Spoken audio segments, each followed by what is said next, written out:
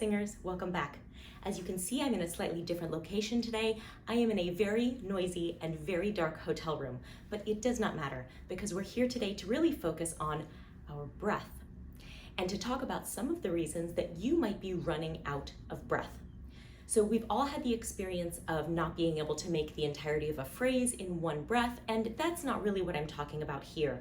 I'm talking about when you are consistently finding that you are always running out of breath and making shorter phrases than you want to, and you can sort of tell that there's something wrong. Let me help to shine a light on what might be going on. When we feel like we don't have enough air to make a phrase, oftentimes our reaction is to try to take in a larger breath for the following cycle. And I want you to just do this experiment with me. I want you to try and take in the biggest breath that you can. It feels sort of like when the doctor is checking you with a stethoscope. So let's take in as much air, absolute maximum, that we can possibly hold. Try this with me. Keep going. More. Maybe a little more. And now let it out. Can you feel how there's really a point past which taking in more air feels very uncomfortable and sort of over full, and then the resulting outgoing breath or exhalation or singing feels really rushed and out of control because we've kind of stretched ourselves so far past the comfortable limit. So this is sort of what happens when we sing, is that we think, I need more air, so I'm going to take a bigger breath.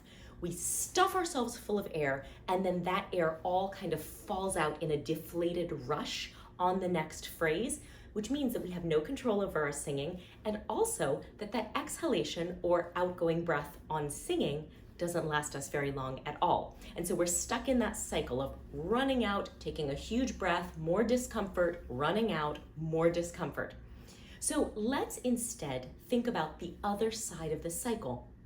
What if instead of focusing on taking a bigger breath, you actually focused more on using your breath energetically and with muscular engagement all the way to the end of the phrase? Now, I know this might seem counterintuitive, but it's sort of like that old saying, you have to spend money to make money. You actually have to use your air in a really engaged way in order to allow the body to release the breath back in. Think about what I just said. Release the breath in.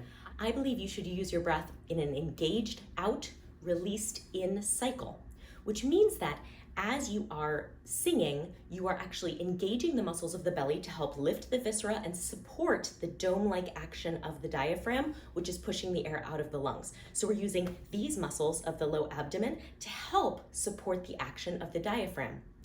When that action is completed, if these muscles are still engaged at the end of the singing phrase, then all they have to do is just release and soften, and the guts drop, and the diaphragm is free to just drop down and fill the lungs instantaneously and without effort. So we're going to flip our thought work on the cycle, and instead of thinking about efforting a lot of extra breath in on the ingoing portion, we're going to actually think about more energetically sending air out on the exhaling or singing portion. So I want you to try this with me. I've done some other exercises like the fists breath.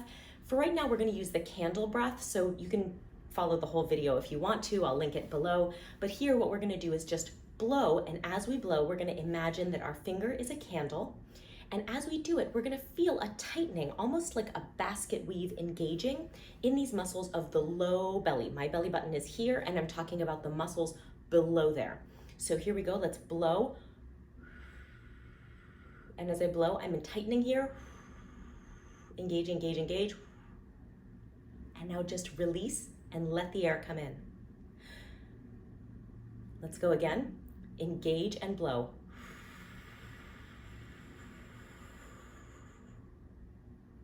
And now let it in. And that released in breath, as you can see, it is effortless and it is instantaneous, which means that you can get a full breath even on a very short rest.